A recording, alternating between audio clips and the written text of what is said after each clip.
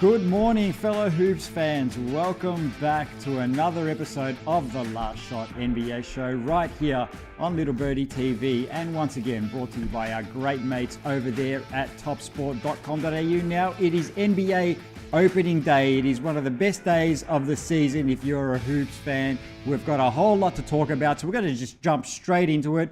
And I want to welcome a good friend of mine, a co-host, two-time NBL champion, but he is most remembered for the Southeast Melbourne Magic's semi-final loss in 1994 to the North Melbourne Giants, Mr. Andrew Parkinson. Good morning. You love mentioning that. Good morning, Nick.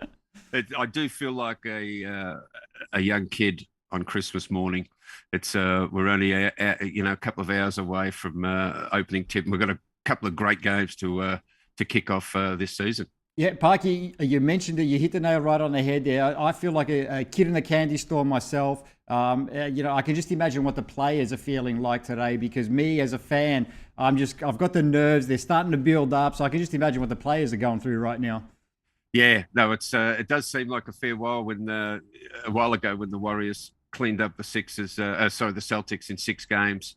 So it's we're back at it. It has been a long off season. There's been plenty of drama, lots of talk. We've had the draft in there. There's lots of different players coming back this season. We might get a look at Kawhi Leonard for once in a while, and Zion's back. So there's some great young talent going around. So it's like Christmas morning.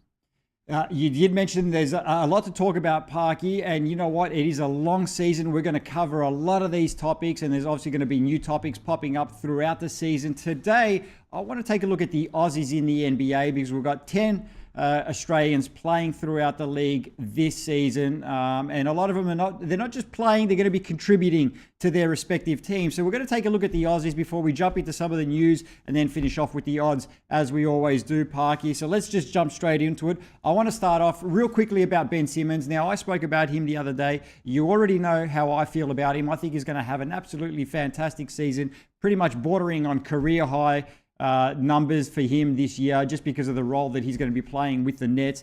Not expected to do a lot of scoring. He's expected to play more of his more natural game. Parky, what are you expecting to see from Simmons this season? Yeah, I'm with you on that, Nick. I think he's surrounded by shooters. I mean, he's got the greatest shooter in the world, KD, and Kyrie isn't too shabby either, as well as Joe Harris, Seth Curry, and our own Patty Mills, who we'll have a chat about, I'm sure, when we cover the Aussies. So, yeah, when you look at it that way, I think it's a perfect situation for him. And I think, mentioning Patty Mills, I think it's great to have him there, as a fellow Aussie. He might be able to work on it to get him involved in our Olympic team, our World Championship team. But no, I think Ben's going to have a big year. Yeah, I agree with you. I love the fact that Patty Mills is there. And obviously you've seen that he's taken on that big brother role with Ben right from the get-go, really embraced him. So I think that's going to bode well. And like you said, hopefully, we can add him to a squad that already finished third at the Olympics. And, hopefully we can do a little bit better at the World Champs. There you go, Parky. I'm wearing my Olympic top, mate. I knew we were going to be talking about. I knew we were going to be talking about the Aussies today, so I thought I'd wear my Tokyo Olympics top where the boys picked up the bronze medal. I love it, Parky. I love it. All right, let's quickly move on to Jack White. Now he's with the Denver Nuggets. He didn't make the final opening night roster with the Denver Nuggets, but he is a two-way player. That means he's going to be spending quite a bit of time in the G League. Obviously, he's going to have some opportunities to come up and play with the Denver Nuggets. He has to play, I think he's only allowed to play a certain amount of games as a two-way player with the Denver Nuggets, unless they waive a player or cut a player and then promote him to a full-time roster spot. Parky, do you think we're going to get a lot of chances to see Jack White play in the NBA this season? Yeah, I'm not too sure about that. I think he'll be in the G League team. I think they're called the Grand Rapids Gold. So that's the Nuggets G League team. So, no, look, he'll get a lot of minutes in the G League. I think Melbourne United, an NBL team that hasn't started the season too well, would be loving to have Jack back about now. But I think it's in his interest to stay over there, play in the G League, and like you say, he's only an injury or away from getting a call up. Yeah, that's exactly right, Parky. Anything could happen in the NBA, and he seems to be. Look, the fact that he's gotten this far, shows me that he's the type of person, he's got the type of character that really takes advantage of the opportunities when they're presented to him. And you never know. Look, we obviously don't wish injury on any player, but if that does occur over an 82-game season, then I'm sure Jack White will jump at the chance and take advantage of that. All right, we mentioned Patty Mills. Parky, let's talk a little bit about Patty Mills because he had an absolutely sensational season last year shooting the ball, shot a career high 227 three-pointers on 40% shooting from long range last season. He did seem to tire later on in the season, and I think a lot of that was from the heavy minutes that he played earlier in the season due to Kyrie Irving being out and the Nets having quite a few injuries. So he was taking on a higher workload earlier in the season, seemed to tire out a little bit as the season went on. Parky, can he replicate that hot shooting? And what are you expecting to see from Patty?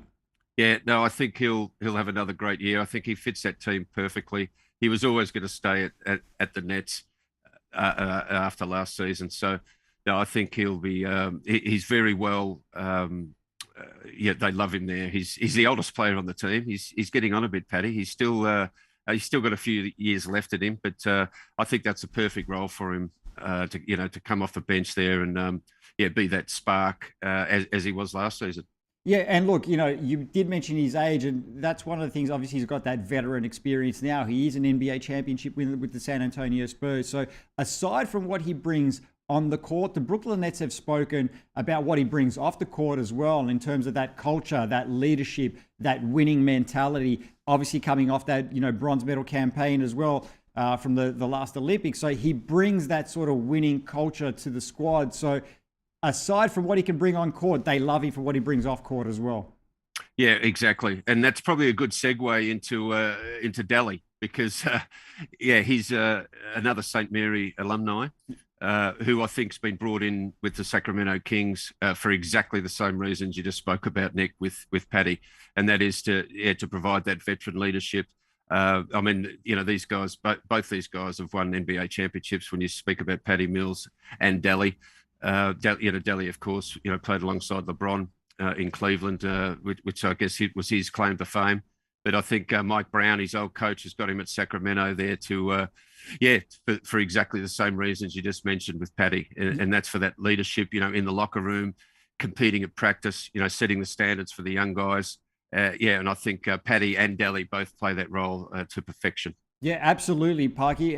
Mike Brown loves Delhi. Like, he had a great quote about him the other day, which I don't have on hand right now, but he had a great quote really, praising Delhi's sort of presence on that team. My question now is, like, you're higher on the Kings this season than I am. We touched on that briefly the other day. I still don't think they're going to be very good. You've got a little bit more hope for them. My question to you is, can Delhi's presence, and obviously we just spoke about that, championship mentality, can his presence on that squad help De'Aaron Fox to potentially maybe make that leap into an all-star point guard this season? Yeah, no, I think it's a necessary ingredient, for a successful team to have that balance of the youth and the talent. And listen, Delhi's not going to play a lot of minutes, okay? I think Patty's obviously is going to play a fair bit of minutes off the bench there. But look, I really don't see Delhi playing a lot of minutes, to be honest. But I think to have him around, in that locker room, at the practices, and he knows exactly what Mike Brown wants. So, he's like a coach on the floor, and that goes for practice, as well as games. But so I don't expect him to be playing a lot of minutes, but I think he's going to have a really big role, in that team and how far they go. Another veteran guy, he's not a championship winning guy as yet, but he may be at the end of this season, is Joey Ingles. He's signed with the Milwaukee Bucks in the off-season. He's going to be injured probably until the All-Star break at the earliest with that ACL injury. Parky, he's another guy that, look, we still have to wait and see what kind of player he comes back as because, like we mentioned about Patty and Delhi, they're a little bit older. He's coming off an ACL, which is not an easy injury to come back from at his age. So we'll have to see what kind of player he is when he gets back. But if he can come back and be that sort of same old Jingles that, we're used to seeing on an NBA court, he's going to be a crucial part for that Milwaukee Bucks team. Oh, exactly. And you can see what they're doing. They're picking him up, getting smart players around that can shoot. I mean, don't forget that Joe Ingles was one of the top shooters percentage-wise in the NBA. So they brought him in for the shooting, but he's also a great playmaker as well. And the beauty about, you mentioned that injury is a tough injury to come back from, but the beauty about being slow-mo Joe is that he didn't really rely a lot on his athleticism. So, when he comes back from that knee injury, it's not like they're going to be expecting him to be this explosive player. So I think he's a perfect fit for the Bucks. I'm actually personally so happy for Joe that he got that, because that injury he got when the Jazz traded him, and I think that signified the Jazz sort of that was before they obviously traded Rudy Gobert and Donovan Mitchell, so they were going to do a complete rebuild. So they kind of did Joe a favor, and where he's landed in Milwaukee is a perfect spot. I mean, we're going to talk about that later, but Milwaukee Bucks for me is the pick for the championship, and one of those reasons is because they've got someone like Joe that'll come in. As you say, in that second half of the year, probably around the All-Star break. And we'll also be talking, I think, a little bit about another injury that they've got there in the Bucks with Middleton. So, but I still think the Bucks are going to be a good thing, come the second half of the year. And I think Joe's going to be a big part in that.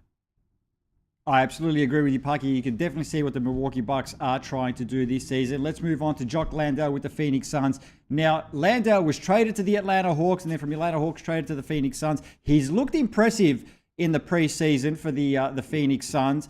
Adds a lot of depth to that front court, especially since that DeAndre Ayton situation. He's still a little bit in limbo, despite him signing that new contract, because there's talk that he may be traded by the deadline, etc., etc. Now Landale adds some shooting, adds a little bit of depth to that front court as well. He's shown that he can rebound, he can play some defense there too. Parky, what have you seen from Landale in the preseason? Well, I think he's definitely an NBA player.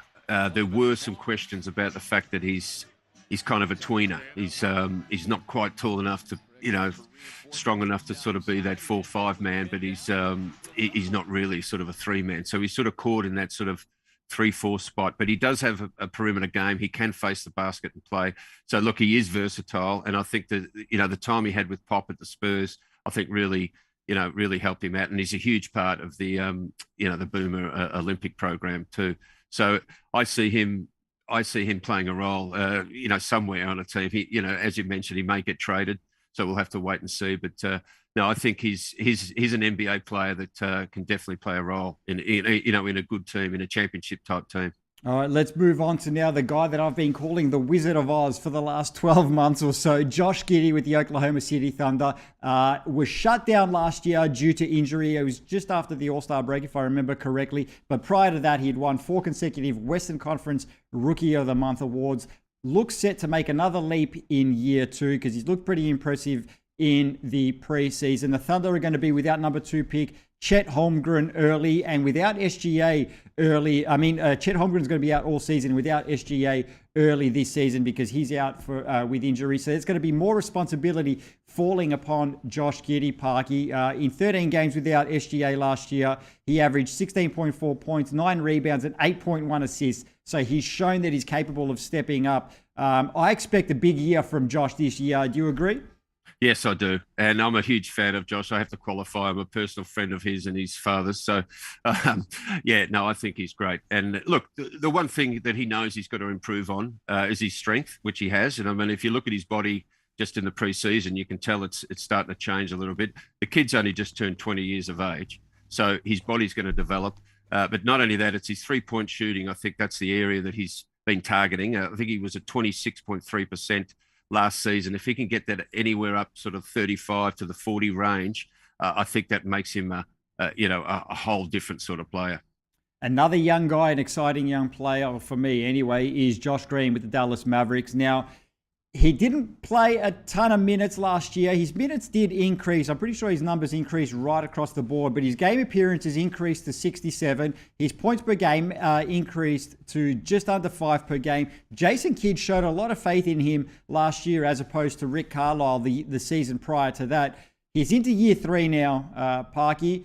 Are we going to see big things from Josh Green this season?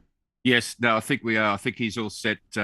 I think he's set for a good year. And like you said, I think Jason Kidd was was going to give him some more burn than Rick Carlisle did. But no, he's in a position now. I think he's in a good spot. From what I heard, when he was involved with the Olympic team, he's not only a quality player but a quality bloke. So I think that's going to help out with that team. And I think playing alongside Luka Doncic, they're really trying to sort of put those players around him that can play off him. And I think Josh Green, is one of those players, and Jason Kidd's got him pegged as that as well. All right, let's move on to Matisse Thybulle. He's the X factor, I think, for the Philadelphia 76ers because his versatility really brings a lot to that squad. His numbers were pretty much up right across the board last season, which was year 3 for him in the NBA. What's next for Matisse, Parky? No, I think he's going to be a crucial part in this 76ers team. And I think they're going to have a pretty good season now with, James Harden sort of being fit and focused. And, he's ready to go. And I think Matisse just slides in nicely. I mean, he's one of the best on-ball defenders in the NBA. Yeah. And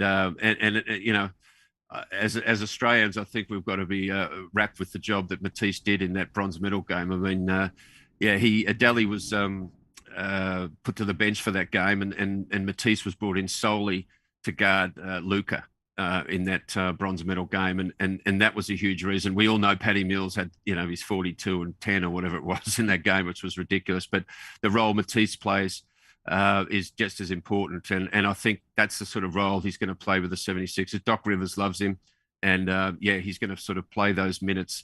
And be that sort of that guy that can guard the Tatums, he can guard the Durants, guys like that. So he's crucial in his defensive, the defensive sort of game that he has. Yeah, you took the words right out of my mouth, Parky. I was going to say the exact same thing. I thought he was the X factor for the 76ers last season. He's going to be the X factor again this season. They've got guys that can score. They've got guys that can contribute, distribute the ball and all that sort of stuff, and get the offense going. But he's the guy that's going to be guarding the other team's best perimeter player. So he's going to play a crucial role for the 76ers. Let's move on to the last Aussie that we're going to talk about in the league, and that is Dyson Daniels, a guy that I'm excited to take a look at with the New Orleans Pelicans. Because I'm pretty high on the Pelicans as well, I think they're going to have a good squad with Zion coming back this season as well. Obviously, CJ McCollum there as well. We spoke a little bit about him the other day, Parky. I don't think he's going to win Rookie of the Year, but I think he's going to play well enough to at least get his name in that conversation. If he gets some quality minutes with the New Orleans Pelicans, is he going to get those minutes? That's the $64,000 question. It's and like you say, they're going to be a good team. So it's not like they're going to be sort of tanking early or anything like that. So they're going to be going for it. But I don't think he's going to play the minutes. I mean, when you think of the draft the year before with Josh Giddey going at number 6 and Dyson Daniels going at number 8 this year, similar spots, in that in the draft. But I don't think Dyson's going to get that same sort of court time that Josh was given in his first season. So otherwise, I think he'd be a good he might be a good bet for Rookie of the Year. But I think he's about $23 at the moment. I think that's probably about right. Because I don't think unless there's an injury to a guard or something like that, I don't see him playing a lot of minutes. But we'll be cheering for him. They're going to be an exciting team to watch too. So they're exciting last season. They did well in the playoffs. So I think it's a good spot for him. So we just hope he can get some clock. Yeah, absolutely. That's the kind of downside of going to a team that's, half decent, I guess, where, you're going to be playing behind sort of some more established guys and not get as much court time versus when Giddey was drafted to the Thunder, who were pretty bad. And, he's obviously going to be given a lot more responsibility. All right, let's quickly talk about that Khris Middleton injury update that we touched on earlier. Now, Middleton in July underwent surgery to repair a torn ligament in his left wrist. It's unclear when he's going to be cleared to return. Now, he last played for the Bucks in Game 2 of the opening round of the NBA playoffs. He missed the final 10 games of Milwaukee's run with that sprained MCL. They obviously ended up losing in 7 to the Boston Celtics. Now, on NBA Media Day, Khris Middleton said that he won't be ready to play on opening night, adding that he is optimistic that he can return sometime near the beginning of the season. Yesterday, Shams Charania of The Athletic tweeted that Middleton is expected to miss the first few weeks of the season, Parky. Now, That's it. Look, it's a big loss because Middleton is clearly their second best player, and they do rely on him a lot for what they're trying to do. But if he only misses the first few weeks, I think Milwaukee is good enough to get by. Obviously, having the best player in the world in Giannis Antetokounmpo on your squad helps in that regard. But how do you see this affecting Milwaukee's season? Yeah, look, they might get a few less wins in the regular season, but look, they're still going to make the playoffs. And I think the way they're thinking is with Middleton is, October, November, whatever. Yeah. But when it comes April, May, June, that's when they're wanting him to perform. So, and I think he's over that MCL injury he had, and the wrist. It's his left wrist, so I'm not too worried. It's not his shooting hand. Yeah. So, he'll still be able to get some reps and get some shooting done. So I think they're just being, they're just being very cautious. And like I said, you don't win any championships in October, November. So I think the boys that they've got in there in that team can sort of, keep them afloat until he comes back. And, it's only going to be, I think early November he'll be back. Yeah, I agree, Parky. Look, like I said, you can see what the Bucks are doing. They're gearing towards another NBA championship. They know they're not one in October, November, December. Like you said, they're one later in the season. I expect them to add some more reinforcements come, the trade deadline, just to sort of bolster that second unit. But then you get a healthy, Middleton back whenever he comes back in a few weeks, a month, whenever it may be. Then you get a guy like Joey Ingles come back. So they're really targeting that second half of the season and having everybody firing on all cylinders by then. Yes, and they're my sneaky pick for a decent value to win the championship too. I think they're still around the sort of $8 mark. So yeah, look, I think they're, and we're talking about Middleton. I mean, if he plays in that series against Boston, I'm pretty sure the Bucks would have taken care of those Celtics. So I think they went to Game 7. I think Game 7 was in Milwaukee. Yeah. And you can't tell me that if they didn't have Middleton for that series or even that Game 7, that they might have done a little bit better than they did. So yeah, he's crucial to it all. But look, they're going to keep afloat. They're going to be in the top 4 in the East, I'm sure. Come the business end of the season. I agree with you, Parky. All right, let's take a look at some of today's games, and then we're going to get out of here because we've got a couple of games to look at. There's 2 games being played, 76ers at Celtics, and then Lakers at Warriors. Parky, tell us what you're seeing from these games, including the odds. Yes, well, I'm very excited to have the NBA back, of course, and that just means that we've got plenty of games to bet on because the NBA always comes up with plenty of games for us every day, basically. But I'm liking the 76ers in this one. Just as a little stat, it's hard on opening day to sort of have any trends or anything, but I'll give you one here, Nick. The 76ers have won the last 3 road openers. So there you go. So I'm liking the 76ers getting the 3 points. There was a bit of money coming for them, and it actually got to 2.5 down to 2. So it's gone and sort of settled at the 3 mark. But I think the Sixers could probably win this one outright. But to get a few points means they've just got to keep it close. You know what, Parky, first game of the season, I'm going to go the completely opposite way from you. Even though there's a little bit of uncertainty regarding the Celtics in terms of a new coach now, and how that sort of squad is going to perform under a new guy in charge. I'm going with the Celtics on opening night. I just think that, they showed it obviously last season. They're a deep squad. They know how to play. I'm expecting Tatum and Brown to have huge seasons. I think on opening night, they get it done. Yeah, well, I guess I have to qualify that by saying that if Robert Williams was playing for the Celtics, I'd be probably taken the other way. But for me, him still being out, I think he's a crucial part. He anchors that defense, and I'm happy to be going on the 76ers on this one. But you've done well with your Celtics, Nick. I mean, in the NBA Finals, I think you picked them the last 3 games when they were 2-1 down, and they won those last 3 games. So I can see why you're picking the Celtics. You love the Celtics. Yeah, they've done you well. They've done you well in your new sort of picking winners in your gambling career. So it's, I can see why you've got a little soft spot for those Celtics. And the second game on today, Parky, is the Lakers and the Warriors. Ring night for the Golden State Warriors, going to be receiving their 4th championship rings for most of those guys. Anyway, what are you seeing from that game? Yeah, well, that spread has moved. There's been a lot of money coming for the Warriors. It started at 6, went to 6.5, and then I had it at 7. But it's looking like it's gone to 7.5 already. So, yeah, look, I took the Warriors at 6, but yeah, the 7.5 it's starting to creep out there. But I've got another stat for you here. It's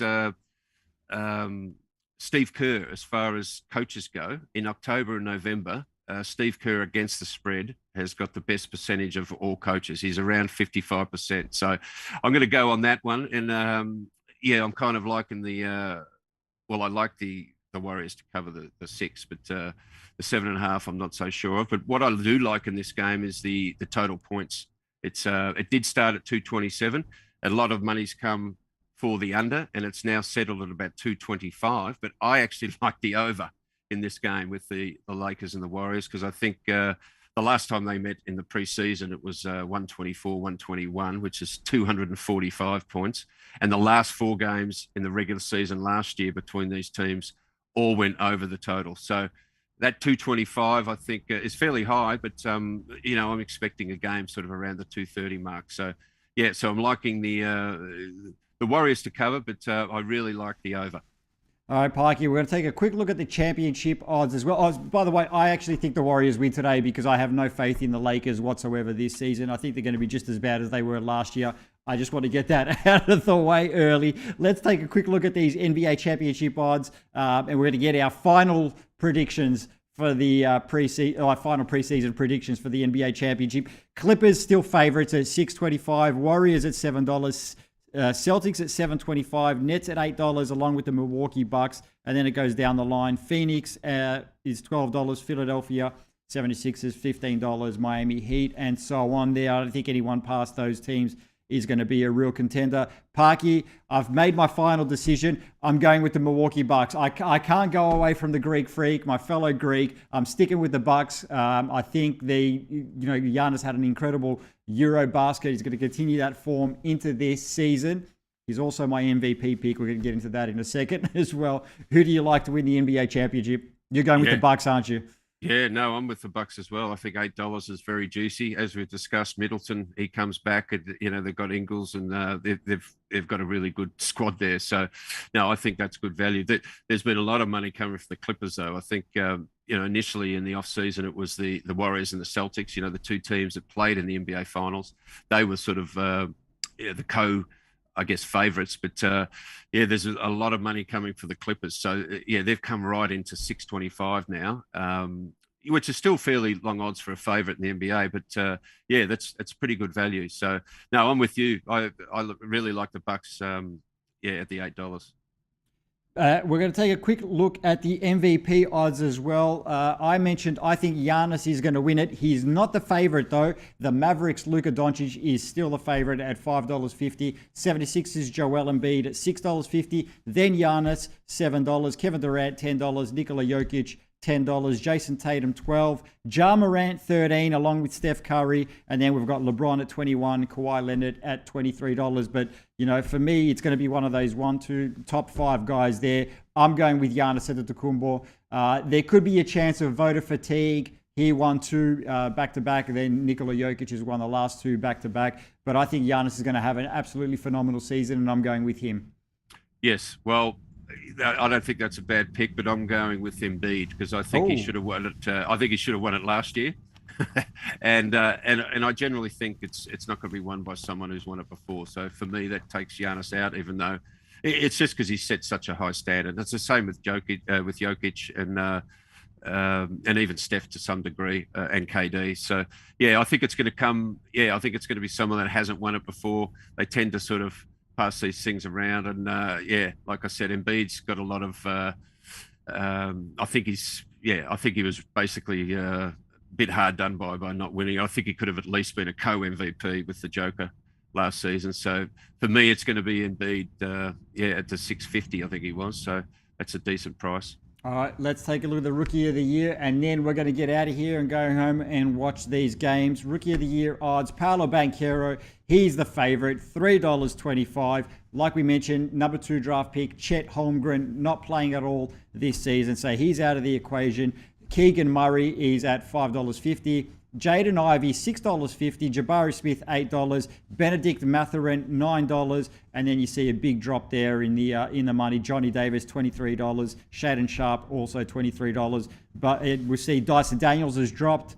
Parky, he's down to $31 right there. But for me, it's Paolo Banchero. If Chet Holmgren were playing it, could have made it a bit of a two-horse race. But, you know, Banchero's, he's got the talent. He's going to get the minutes with Orlando. He's going to get a chance to shine. So for me, I think it's his award to lose.